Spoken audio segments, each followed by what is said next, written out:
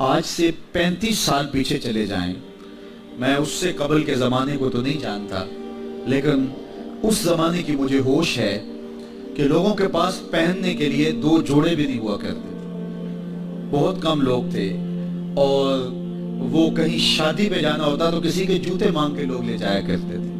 اس زمانے میں تو ایک دیہات کا رہنے والا ہوں، لوگ اپنے کندھے کے اوپر ایک کپڑا رکھا کرتے تھے، اور اگر شادی بیاہ پہ جانا تو جس کا کپڑا اچھا ہوتا تو اس سے مانگ کر کے لے جایا کرتے تھے۔ اور میں نے دیکھا کہ اس کے باوجود جب ان سے پوچھا جاتا سناؤ کیا حال ہے، تو وہ لمبا ہاتھ کر کے کہتے اللہ کا شکر ہے۔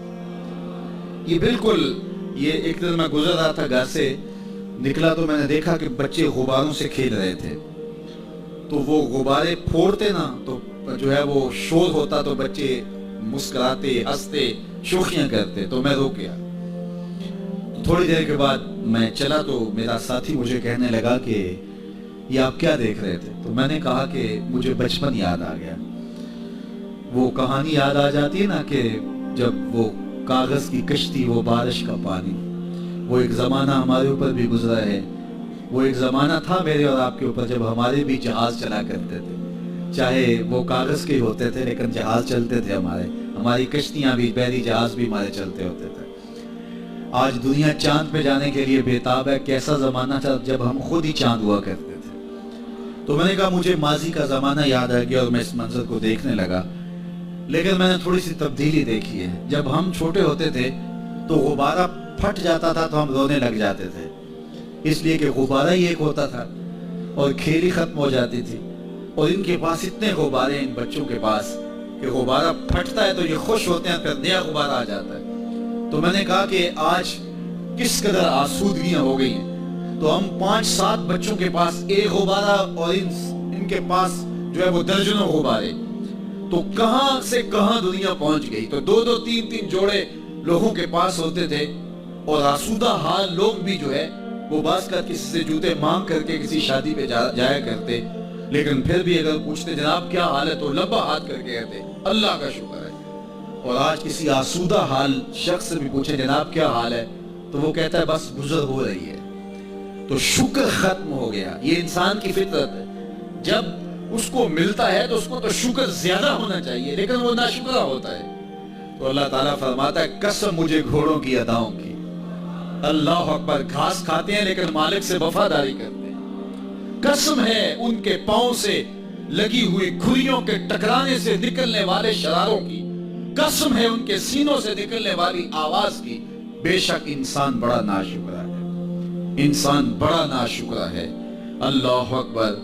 ساتھ ہی فرمایا وَإِنَّهُ عَلَىٰ ذَلِكَ لَشَهِيدٌ، اس پر کوئی دلیل دینے کی ضرورت نہیں ہے، اللہ فرماتا ہے خود گواہ ہے کہ ناشکرا ہے۔ ذرا وہ دیکھیں اس کو کیا کیا نعمتیں دی گئی، کیا کیا کرم نوازیوں کا ہن برسا ہے اس کے اوپر، لیکن اس کے باوجود وہ ہر وقت ناشکری کا لہجہ اختیار کیے رکھتا ہے۔ وَإِنَّهُ لِحُبِّ الْخَيْرِ لَشَدِيدٌ، یہ انسانی فطرت ہے جو گھوڑوں کی قسم کر کے، گھوڑوں کی اداؤں کی قسم کر کے فرمائی گئی۔ تیسری بات وَإِنَّهُ لِحُبِّ الْخَيْرِ لَشَدِيدٌ، وہ دولت کی محبت میں بہت آگے نکل گیا ہے، بہت شدید ہے دولت کی محبت میں، ہر وقت اس نے بت ہی بنا لیا دولت۔ اللہ اکبر۔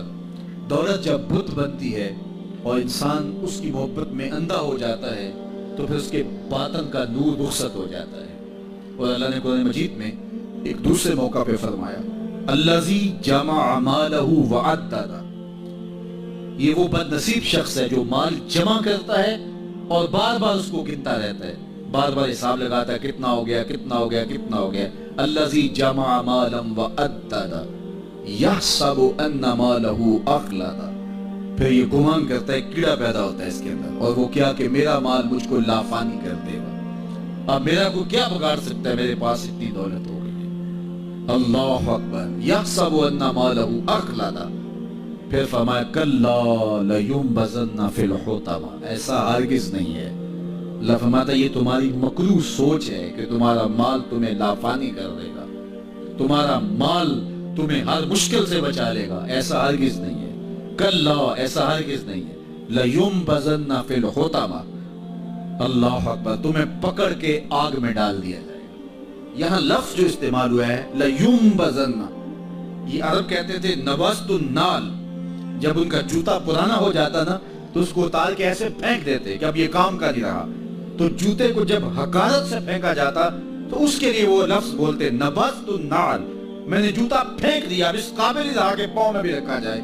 تو اللہ نے وہی لفظ استعمال کیا کلا لَيُنبَذَنَّ فِي الْحُطَمَةِ، جس طرح اہل عرب تم جوتا اتار کے حقارت سے پھینکتے ہو، ہم تمہیں حقارت سے جہنم میں